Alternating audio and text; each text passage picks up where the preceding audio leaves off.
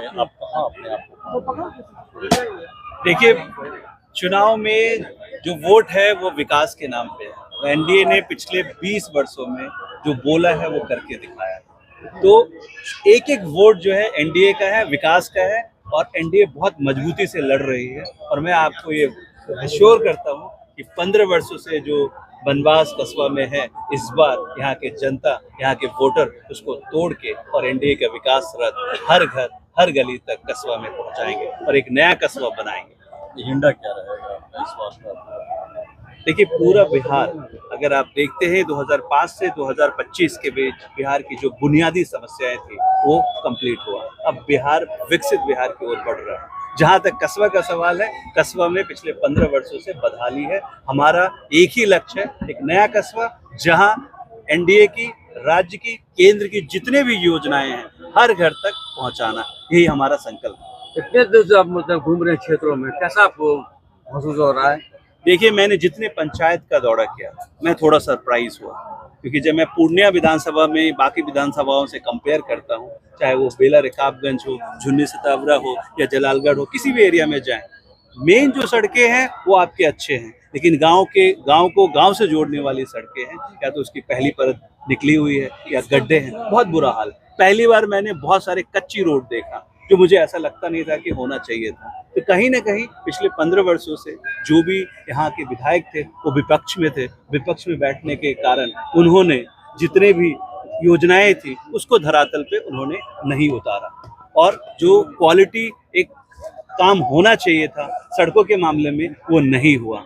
बहुत सारे ऐसे मैंने मार्केट देखा जहां अभी एक छोटी सी बारिश हुई सुबह में और मेरा रोड शो चल रहा था, पद यात्रा चल रहा था, तो आप जो छोटे छोटे मार्केट है, लोगों का मानना है कि घुटने भर वहां पानी हो जाता है। तो ये बेसिक समस्या है। इसके अलावा अगर कस्बा की समस्याओं की बात करें, कई लोगों का जब गांव में घूमने के बाद पता चलता है, कुछ ऐसे बिचौलिए हैं जो थाने और ब्लॉक में ऐसी बीमारी के रूप में फैले हैं जिससे गरीब जनता को बहुत कष्ट होता है। तो मेरा एक ही संकल्प है, ऐसी बीमारी की कड़ी इलाज 14 नवंबर के बाद की जाएगी। अब बाकी जो आप देखेंगे कि जैसे यहाँ एक कॉलेज है, मेरा ऐसा मानना है हायर एजुकेशन के लिए कस्बा के हर ब्लॉक में एक डिग्री कॉलेज होना चाहिए और कस्बा को अनुमंडल बनाना ये प्राथमिकता है।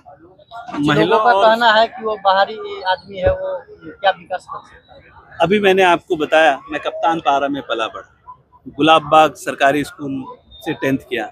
अब कप्तान पारा का बच्चा बाहरी हो गया, जो लोग ऐसा कह रहे हैं जरा उनका एड्रेस उठा के देख ले, वो नवरत्न हाता में उनका एड्रेस है और अमौर के वो रहने वाले हैं। अब पूर्णिया का बेटा कस्बा का नहीं हो सकता, ये मैं नहीं मानता। मतलब इसके लिए तो जरूरी नहीं है अब नरेंद्र मोदी देश के प्रधानमंत्री बने, पूरे देश में अगर ये सोच लेता है कि नहीं जी गुजरात के होने के नाते उनको प्राइम मिनिस्टर बनना ही नहीं चाहिए।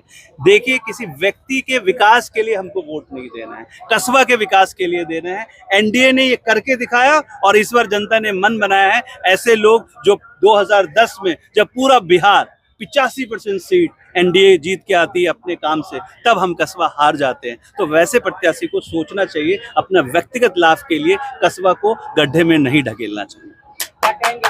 क्या पुनः मतलब कि सरकार आपकी बन रही है एनडीए की? सर, एनडीए ने पिछले 20 वर्षों में जो बोला है वो करके दिखाया है। ये मतलब बातें नहीं है, हम सब जानते हैं इस चीज को।